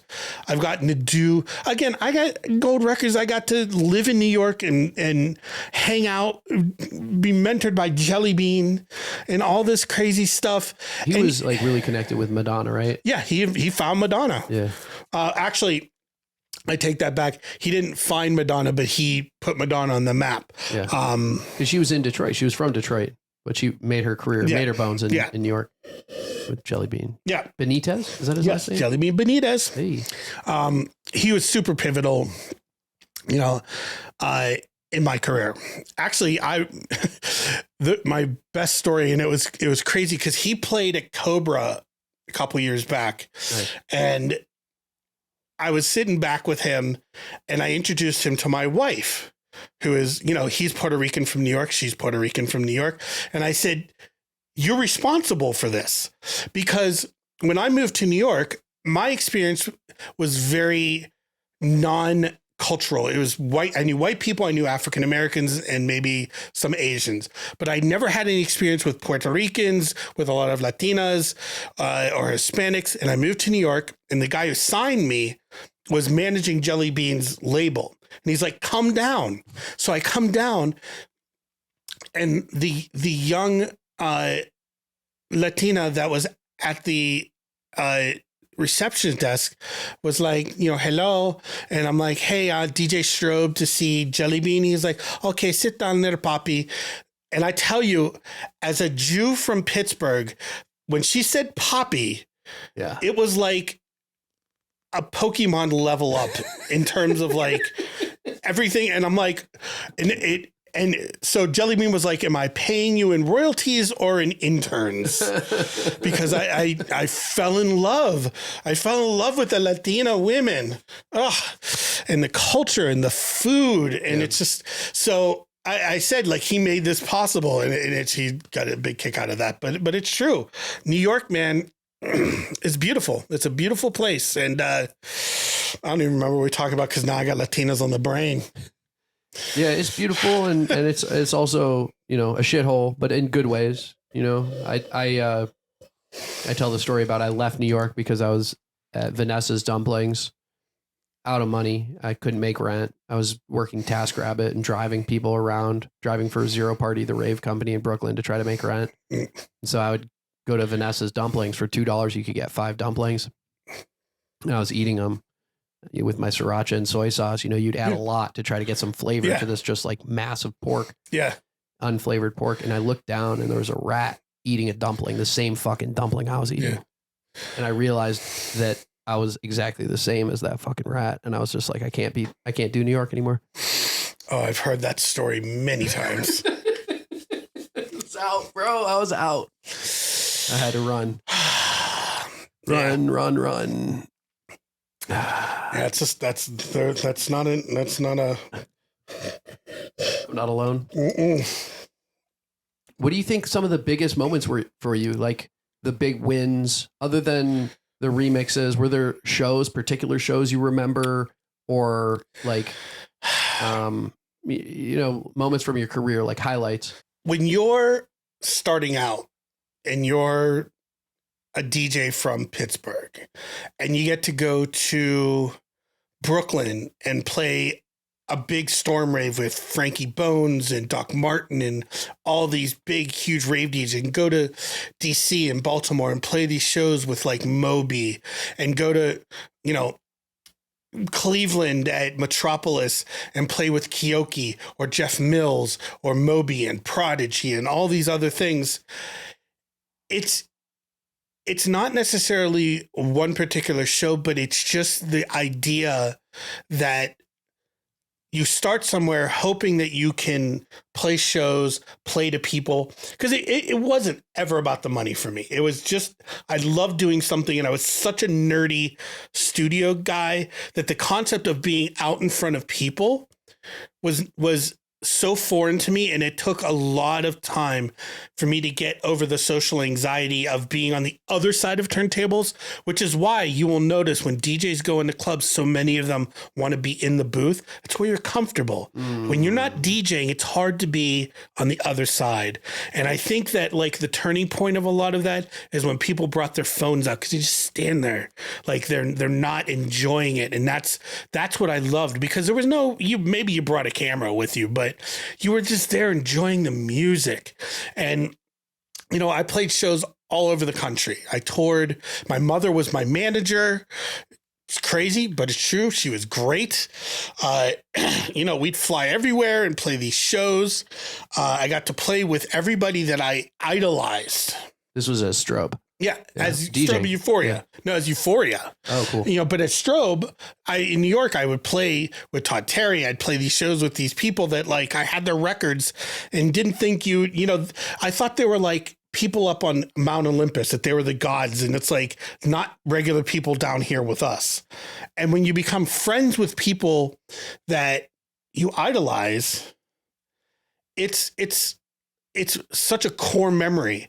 Like to have someone that you idolize call you a friend, like Todd Terry, is life-changing.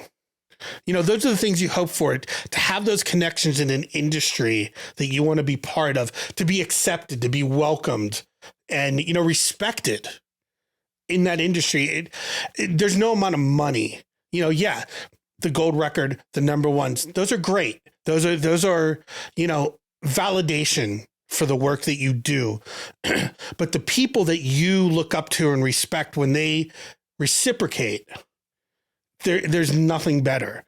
So there's no particular show per se, or, gold record or anything that will ever beat sitting at a dinner table with your idols who treat you like you're one of them. That's like when people say, "Oh, you made it." That's when you feel like you've made it. When you become friends in a circle of people that you never thought that you would ever get. So, I saw. I was in New York. I was in Ann Arbor last weekend, and I talked to my son about Jeff Mills, because he used to play at a little club in Ann Arbor called Necto. Anyway, the question is about what advice you give to people when they come to you and ask you about how to build a career in electronic music. That would change every decade. In 2024, honestly, you have two options, maybe three. You either need to know people at a club or promoters that will put you on, or you need to throw your own party, or you need to be really amazing with social media and promotion. Because it's in 1990 or 89, you would get a mentor and they would mentor you, and then they would put you on. You would pay your dues, you would carry records, you would do grunt work and shit work. And then eventually you'd be like, you get to open for me. But now that doesn't exist. It doesn't matter whether you're, 55 or whether you're 20, male, female. At this point, if you today say, you know what, I want to be a DJ, unless you just want to say, well, I'm going to play on Twitch, or I have a friend who owns a bar and he's going to let me do a show there. If you want to go and forge yourself into like a genre like house, you better be out there at every house gig supporting the community. Number one, do not expect people to support you if you are not supporting them. I hear people from all over the world be like, I'm on Twitch and I'm doing good numbers there, but like I go to people in the community and say, I do good on Twitch. Why can I not play here? And they're like, we don't see you at our shows, and trust me, in a city like this with so many DJs, if you are not supporting the amazing talent that exists here, do not expect them to support you. I don't care whether it's a disco show, a house show, or hip hop show. If you want to get into doing that, go out and support the other local DJs that are doing it. And don't be like, hey, I want to be a DJ. So how many times do I have to come here? Do I have to punch 10 cards before I get an opening set? No, you go there, you support it, you do your mix sets and stuff. Hey man, after you've been there a while, hey man, here's my mix set. Just give it a listen. Not in hopes that you're going to, here, give it a listen if you think I could open for you. But hey, I would love your feedback. And, that alone will put you in, he respects me. He's showing up to the gigs. He or she, they're showing up to the gigs. They want my feedback. So go to the shows, support. Yes. Don't be an asshole. Don't expect them to do anything for you because they don't know you anything. Right. Truly. But if you go to the show, you make relationships with people, and then you could be like, hey, here's a record I'm doing, here's a production I'm doing, or a beat I'm doing, here's my mix set, I'd love your feedback. Not like, hey, if you like it, I'd love to open for you. Every DJ in the world knows every other DJ wants an opening slot or wants to jump on the turntables, so that's a given. But if you approach it with, some humbleness, like, let me know what you think, they're going to listen, hopefully, and be like, hey, you know what? This is really good. Maybe you should come over and I could teach you some more about transitions, or I could teach you about phrasing, or, whatever it is. They'll give you feedback. And after a while, be like, you know what? You put in the work. Would you like to open for me? That's, or like I said, you find a place and you do your own party. But again, if you're trying to break into a new market, it doesn't matter what the genre is, don't expect people to support you if you're not supporting them. What's the story with the Twitch streaming? Are you still doing it? And how's it going? I'm not doing as much as I did in March 2020 when it was pandemic, but I still love it. You know what? I've made friends around the world. Last year, went to London to meet up with a bunch of people that I met on Twitch. My best friend in the world that I've traveled to London, Las Vegas, we go everywhere together, met on Twitch.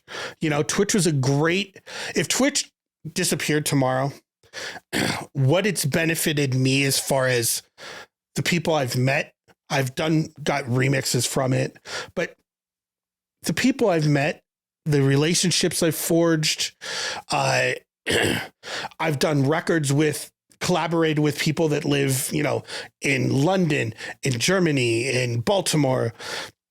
So Twitch is still viable. Now there's something that came out that says they're going to start charging more for this or for that. Yeah, that was the news this week, right? And from 2001, they've been like, hey, Twitch is going to start doing this with royalties or copyright, and everybody's like, oh, it's the end of Twitch. Are they not paying RIA at all? Listen, it's Jeff Bezos. It's Jeff Bezos. He owns Twitch. Yeah. So do you want to screw the guy who basically is in charge of 90% of physical media music delivery? That's a tough one. You could be like, hey, Universal Music Group can do a lot of things, but they don't distribute their music. If Amazon says, you know what, we're not distributing any of your artists anymore. Wow.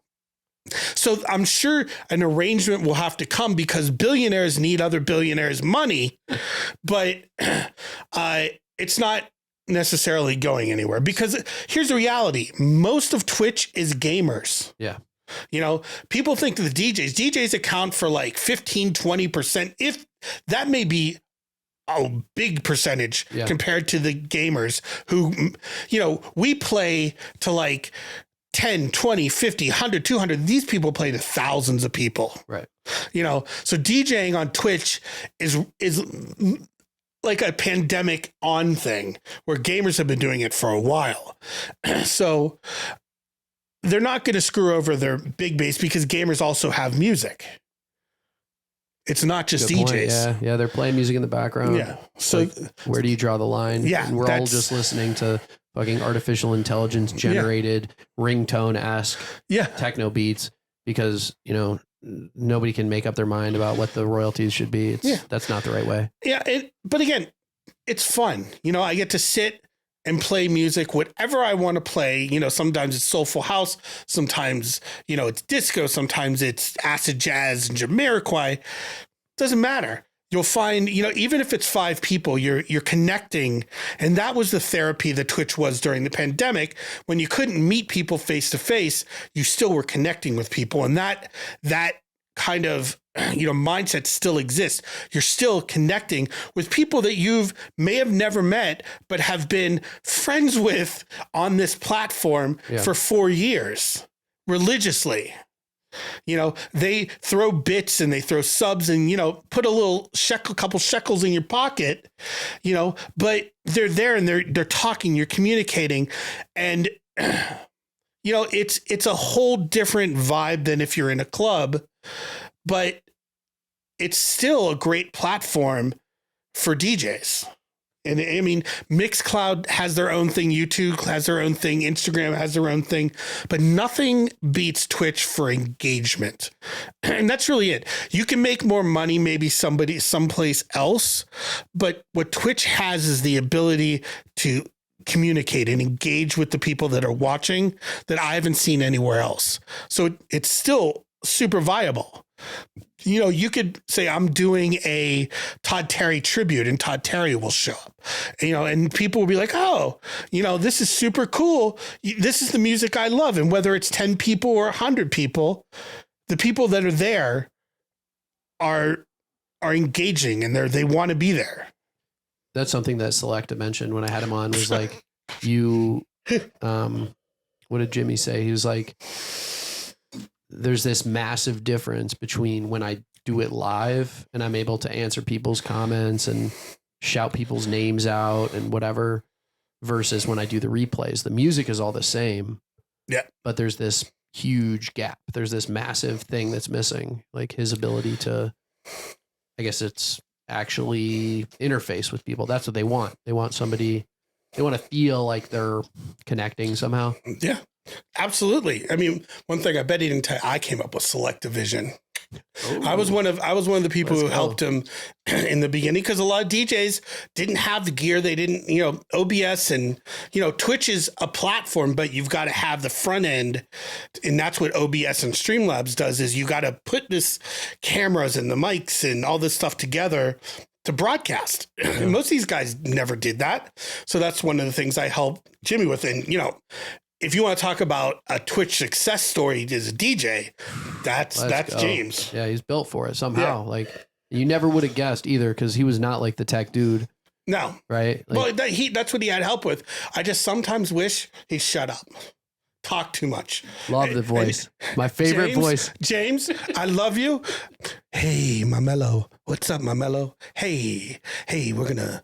But he has a channel points that you can redeem. Yeah, you can pay to make him shut up. Make him quiet for a bit. And I'm gonna go in and put like my 10, 20,000 channel points right at the beginning. Because I love his music, and sometimes I just want to hear the amazing music he plays. No, I'm here for your voice, Jimmy. I can't disagree more. See, this is like the Twilight, you know, where you team Edward or it's like team no speak. Yes. Team what were they? Jacob? Team Jacob and Edward. Yeah. But the thing, the I'm unified team Edward Snowden. But the team, the thing is the unifying factor is that we both love you, Jimmy. And we both dislike Bella. Yeah. But everybody does, right? You're supposed to think she's like a little bit homely so that you envision yourself as her or something. Yeah. That's shout out to vampire fan fiction. I talked about vampires on the show too before. I was like, most of the evil in our lives we invite in. That's why the myth makes sense. It's like, whatever it is, it's not like there's bad shit that happens to people for sure. That's not their fault. But most of the bad shit that happens to you is your fault. Well, we bring it on ourselves. I mean, come on. You live life long enough. Like you can only blame other people for so long. You're like, well, I seem to be the common denominator in this dysfunction. And trust me, I don't know about. I've never dated a Cuban, but I've dated enough Latinas that I know that my wife will let me know about my shit. She will tell me about myself. It's a razor sharp tongue, bro. That's no joke. And it's a whole other thing than Jewish mother guilt. You know, you moved away. Oh, you took my life and joy versus someone that's like, beat the shit out of you with my chancleta. Chancleta. There's a lot of violence, but we don't talk about that because we don't need adult protective services showing up. That's the last thing we need. You were in Canada for that pandemic? Yeah. I feel like it was kind of like doubly hard because not only had you moved to this small town, but now the whole world was closed down. So we moved August 18th, 2018. So we had been there like a year and change, maybe a year and a half when the pandemic hit. Now, you know, you're dealing with that. You don't really have a huge support system. I had no family there, very few friends at that point. And, you know, now my kid's out of school doing remote learning. And so she was like a freshman in high school or something. No, she's a freshman in high school now. Oh, wow. She's turning 15 June 2nd. So it was middle school. Yeah, it was middle school. Wow. So it was new school. Yeah. Then all this happens. And it's her and I, because it's, you know, my wife was still working at the hospital. Yeah, we didn't get any days off, believe it or not. No, yeah, no, you still had to do your thing, but you know, so it was rough, man. I'm not gonna lie, it was rough because we had no help.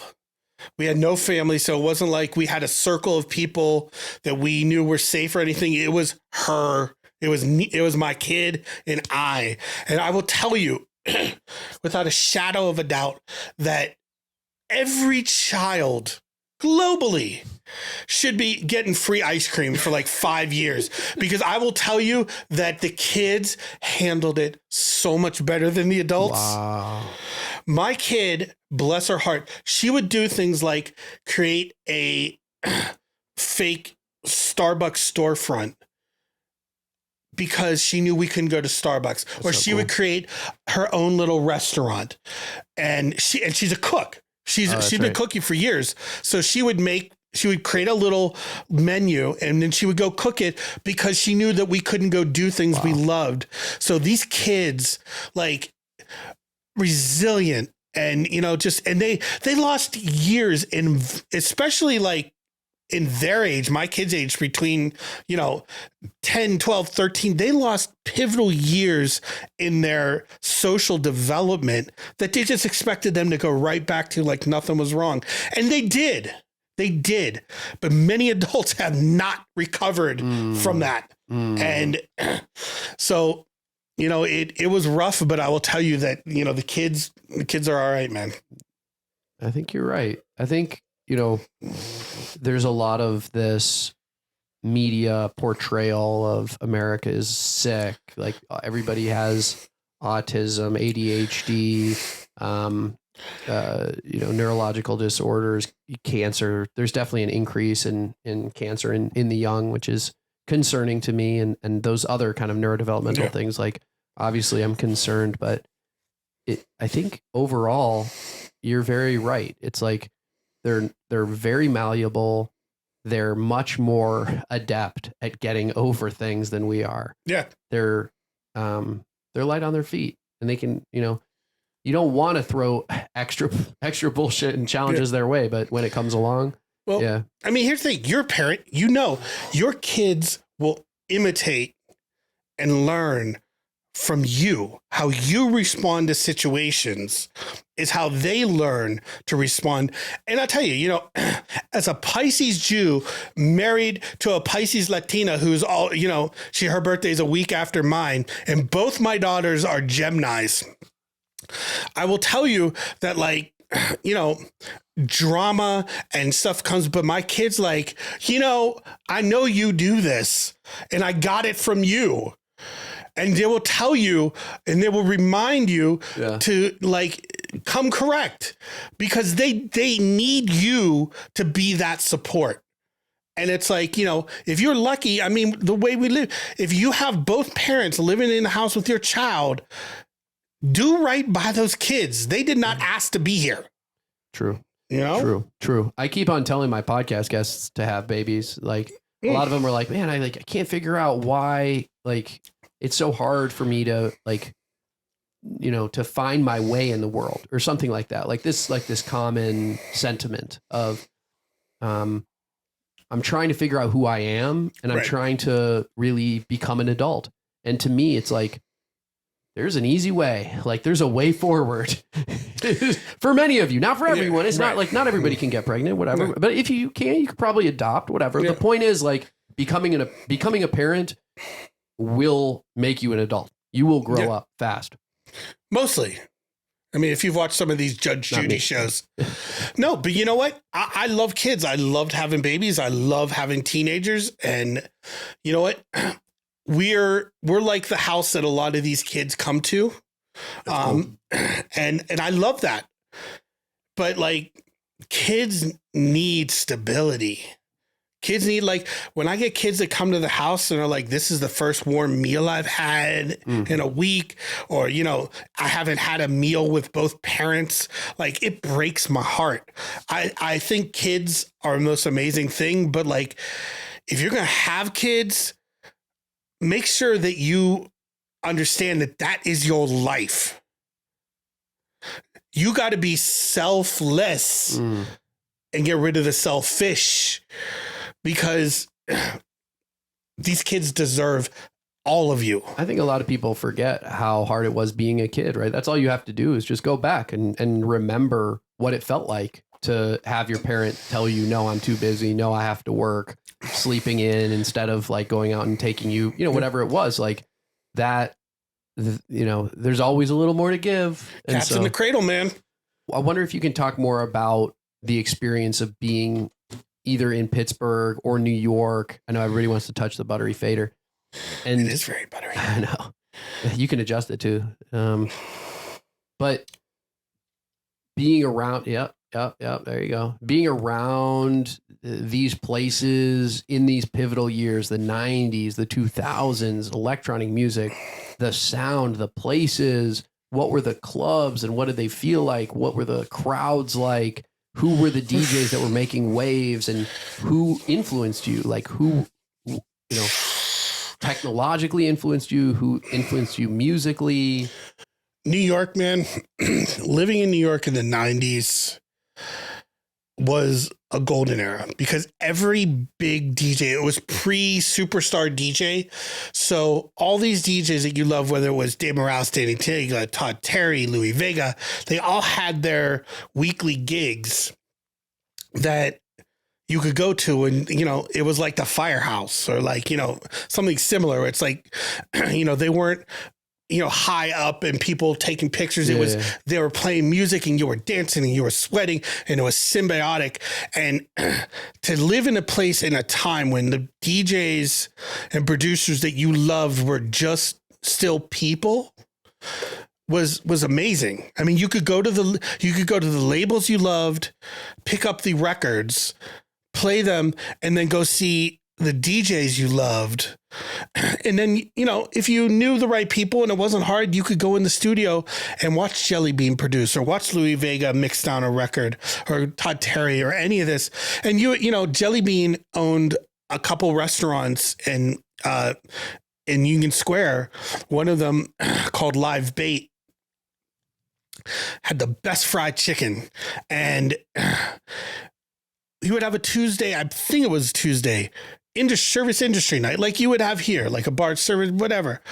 But like Eric Murillo, Todd Terry, all everybody that was big as a DJ would just come up and have some food, and you would all just get together and talk about stuff. And it's just like, I can't even imagine if like dream of like the artists you love the most, just hanging out at like Salem's, having, some halal, and you're just eating some food with like the people you admire, and they're including you in conversation. Well, hey, you want to come to the studio? Hey, you want to come to my gig? Oh, you know what? Let me go out. I got my new record in the bag. Let me give you this. And, it doesn't exist like that anymore. Maybe at certain, festivals or, the music conferences or things, but you're not going to get those caliber of people into like a small, little chicken joint hanging out like that. It's just not the same. So that time, that place, the energy in the city, the fact that all the labels that you loved were still at their peak, putting out records, the energy and the vibe in New York at that time. Where physically was it happening? Was it in Times Square? Was it Lower East Side? Everywhere, Soho? Everywhere. No, I mean, where were the clubs? There were places in Chelsea. There was, there was places in the meatpacking district in Midtown. There were places in the Lower East Side. Like Pasha was in Hell's Kitchen. Cielo was in the meatpacking district. Centrofly, Limelight, and Palladium, and you can go back to like Studio 54 and Paradise Garage and all that. There is no shortage of like documents on the classic New York clubs and the history of New York City club DJ life, Larry Levon and all that stuff, Frankie Knuckles. So, but like to be able to be in a city when you could go to the Sound Factory and hear Frankie Knuckles play, and then the next day go hear like Louis Vega play, and then have some, chicken with Eric Murillo and Todd Terry. Like, I think about it, and I'm welling up with like the great like memories that I have, because to be a part of that was just unbelievable. I mean, I don't know that there'll ever be another time like that, and there wasn't before. It was just the right like amount of circumstances that just existed, that DJs hadn't yet hit the point where they were superstar DJs. They weren't getting $10,000-$20,000 per se for a gig. They would still do these weekly club gigs for their fans. Yeah. For the music. You talked about why you went back to Pittsburgh, that it was family. But was it also your career? Was there also something that shifted in New York about the scene? No. Had something changed? No. And my plan, when I went back to help my mom with my stepdad, when he passed, my plan was to go back to New York. But then life threw relationships in my face, and I stayed. Because had I gone back to New York, I would have probably hustled and pushed to have the level that I wanted to be at. I wanted to be the next Todd Terry or Moby or whatever it was. People that I knew that would have helped push, that weren't going to do that with me being in Pittsburgh. But, family also is the most important. I wasn't going to leave my mom because she didn't have any other family here. And then, I got into a relationship and got married, and, that's sometimes how things play. Like, I can't look at it and say, what if I had gone back to New York? I wouldn't have my kids. I wouldn't have had my wife. I may have gotten married or had kids, but they wouldn't be the ones that are my world. So I can't look at the fact that I stayed in Pittsburgh as a bad thing. It would have been great for my career to have gone back because it was still a great time. And I still had those connections and I would have like pushed it on, but it wasn't meant to be at that point. And I don't regret it because I love what's in my life now. You talked about the superstar DJs. Yep. And how that era is upon us, where people are making $25 or $50 or $100,000 to show up and press play. Really, sure. What do you think changed? Was it social media? Was it big stages, pyrotechnics? Was it the music? Was it the takeover of EDM? All of that at once. So at one point, Ultra was a stage on a beach. Then it became a festival. Social media, influencers. DJs that were able to navigate social media to get hundreds of thousands and millions of followers because you're fans of Tiesto meant that, well, look, I've got 1 million followers. I can pack this arena, pay me a lot more money. Deservedly, I'm not saying that they didn't deserve, but when that happened and the switch became less about going to see your favorite DJ and more about taking pictures and posting that you were at it. And it became more of an event, not centered around just a person who loves music going to watch a DJ or not watch a DJ. Because back in the day, I didn't care. Like at Firehouse, I was, on a folding table on the floor, on the deck. It wasn't about, I could have been. That was one of the reasons I think it was so dope, right? I could have been in the corner. They could have put me, I didn't care. It wasn't about getting pictures taken of me or people coming. Yeah, I loved everybody there like family, but it wasn't about me. It was about the music. And when it started to become, look, here I'm more, when it became more important that you were at an event than being at the event. And the DJs started to be like, well, look, I'm now a superstar. And don't get me wrong. Everybody would love to be able to be the pinnacle.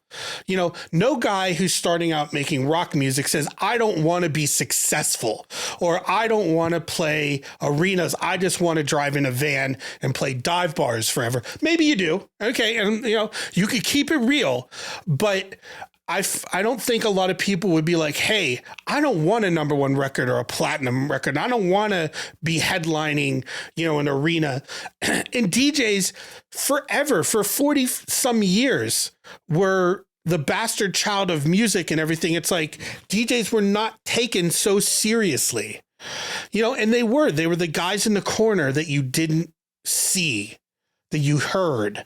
Sometimes you would see them. Yeah. Especially in New York, there were, DJs were, high in the sky but given the chance to be at that level where you're playing arenas and you're selling out shows where, maybe Journey was, or, a huge hip hop artist was, to be able to command that level of money, respect, notoriety and social media, that's hard to turn down, and I know that like a lot of the trance artists and European artists, whether it was Guetta or Deadmau5 or, Tiesto, all those people embrace that quicker than a lot of the house artists. And I remember talking to some house artists that I brought to Static that I knew that were like, man, I got like 10,000 followers, but like Deadmau5 has 5 million. What am I doing wrong? And I would say you need to find yourself some young kid who knows social media and have him take over your stuff. Find somebody who knows what they're doing, and have them navigate your social media for you. Because none of us were prepared. Most of us we had a headshot, whatever. Like, we weren't social media people. We didn't know what content was. We didn't know how to promote that, and we didn't have people at our events taking pictures and stuff like as house artists, like a lot of these other people did. So they had to learn to have people take pictures, to post content, to post about where they're going to be, how to make it a video instead of a picture, how to, engage with your audience in a way that you weren't. And that is another thing that Twitch did. It took big DJs like Louis Vega, Dave Morales, and all these guys, and they were able to interact and do that, build an audience that they could now go to different places. So that I think that the hardest thing that most DJs had to deal with was figuring out how to engage their audience to make it work for them, because a lot of them didn't know how. But, when you've got DJs that are playing these major festivals, you either get on board or you're left out. I don't care if you're, the greatest house DJ in the world. If these kids who are going to these festivals don't know who you are, you can say, well, they should learn their history. Absolutely. But who's teaching it to them? If someone comes up to me and says, I want to learn house music, I'm going to teach you the history. If you're a 21-year-old kid in Belgium who's like, well, I love what Beatport's putting out now, who's telling you to go research 80s house music? You may hear the name Frankie Knuckles, but I will guarantee a lot of these people could not name 5 Frankie Knuckles songs that aren't the Whistle song. And that is as much the fault of older DJs who are not promoting what their history is. You want people to respect you. Tell them why. Because if not, then you're just another DJ who's out there playing good music. But why should I, embrace Louis Vega over Tiesto if I say I like house music, or Armin van Helden? Because their history. But, how do they know that? They don't know that, Funk Phenomenon or You Don't Know Me is 20 years old. It's in the same Beatport, best that as something brand new. Yes. So unless you go to Google and type Armin van Helden or Louis Vega or Frankie Knuckles, and you go to their, Wikipedia and you learn the history, or you ask an old guy like me, you're not going to know. So it's not their fault per se, but if you as an OG are doing nothing to help educate and, because we are the keepers of the library, of the history of this music. So many of them every year pass away from whatever reason. So the only way that the music that we've loved for, 86, 40 years, who's going to teach it if we don't? That is our job. We can embrace new music. We can play new music. But if we want people to remember why those artists and that music matters, then it's up to us to make sure they know about it. Amazing, bro. Why do you call what you do house so frequently? So why isn't it techno? Well, here's the thing. When it started, you had house in Chicago, techno in Detroit. And it was house or it was techno. There was no deep necessarily or soulful or this. It was one or the other.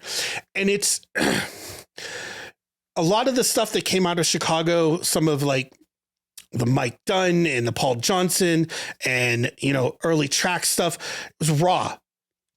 So there were elements of techno, but if you listen to like early Derek May, early Kevin Saunderson, there was a much it was darker. It was more moody, emotional even, because a lot of the early Chicago stuff, whether it was like No Way Back or whether, except for like You Used to Hold Me, it was very drum machine sample, Work That Motherfucker, it was very, very computerized. Whereas a lot of the Detroit stuff just felt more emotional. But there's a point, like you listen to something like Kevin Saunderson's Tunnel remix of Pennies from Heaven, and to me, it's like a pivotal. It doesn't matter whether it's techno or it's house. It feels amazing. House, to me, if someone says to me, how do you define a house record? A record just feels like house.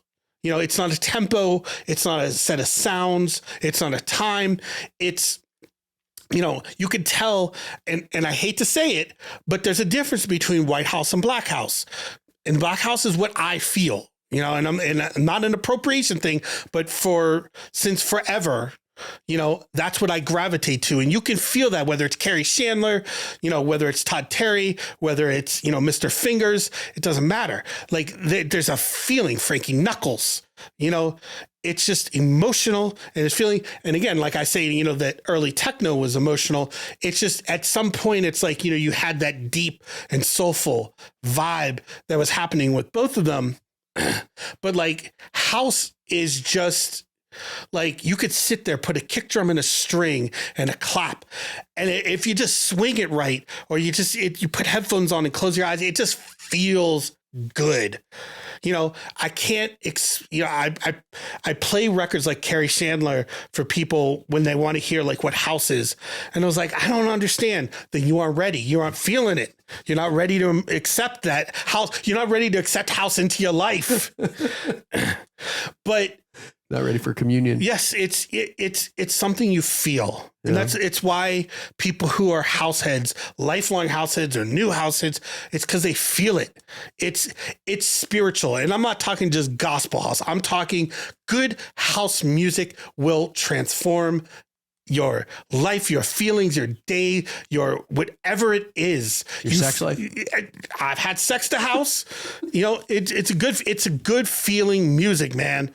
And but it's like anything good music you feel. But like I gravitate towards house because it's just you can't. Someone plays you a Ministry record, or someone plays you, you know, Metallica, and you're like, oh, I feel this. It doesn't matter what it is. You hear something, you're like, I feel this, and then you know, if you're like me, you run to record stores. I like this. What else you got like this? And it starts a lifelong love of that music. You know, I also love new wave. I love Depeche Mode. But like, to me, there was a period where you would have mix shows that were playing, you know, Ralphie Rosario and Frankie Knuckles and George Michael and Depeche Mode and New Order and like all this stuff together. And it was just electronic music and it was club music and it was beautiful, you know, because it was just stuff that I love to dance. I'm not a great dancer, but I love to dance.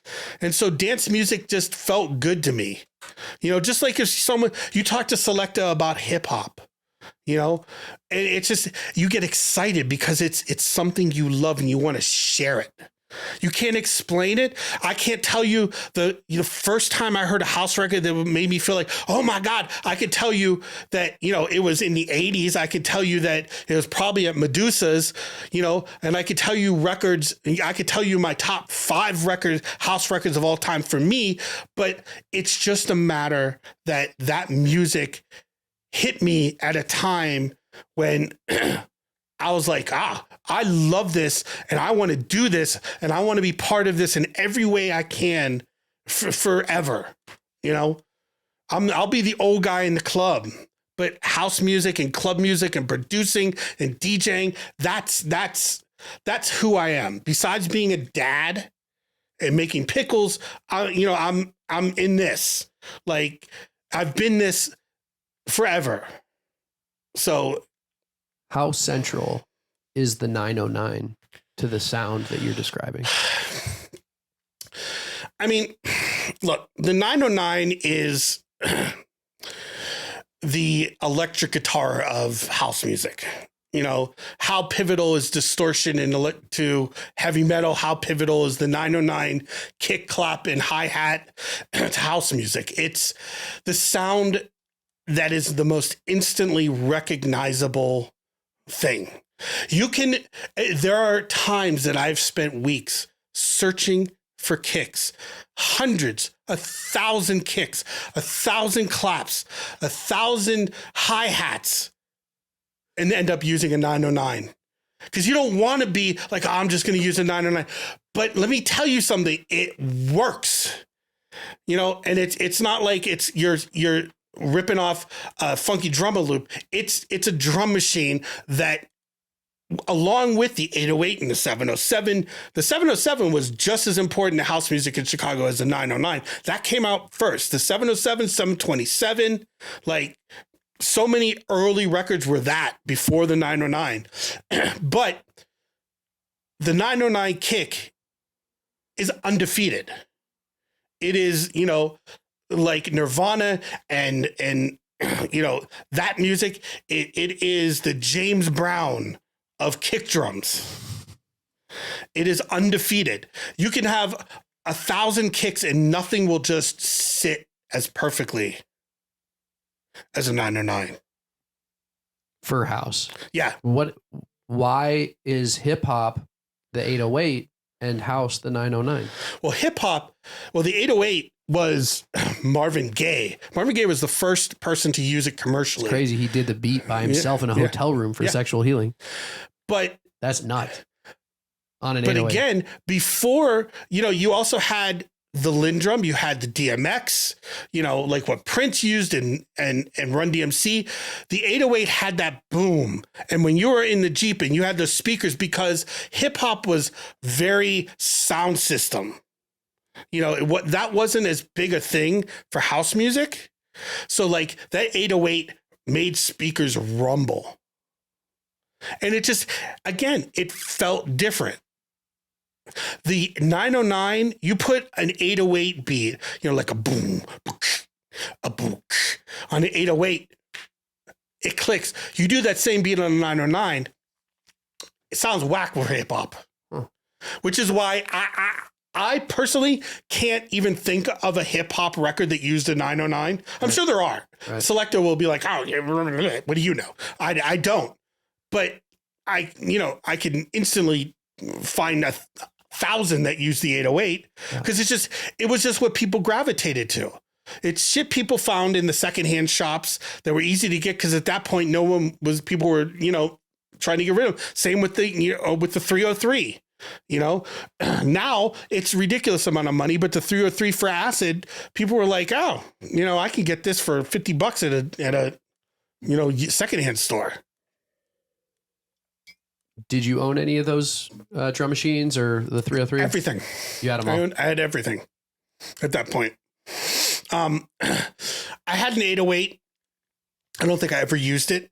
I had one. I got it because I wanted one. Because I loved it, but I never made hip hop. So I sampled it, but I don't think I ever actually used it on anything. I think I sold it to Rogue in New York. But 909 I had up until probably 8 years ago. Oh, wow. But like the Junos, the three, I mean, I not as much as what Sean has, but I probably had a good quarter of that. The books that I've read about the origins of electronic music, a lot of them go to Manchester and talk about what was happening at these parties, northern soul parties.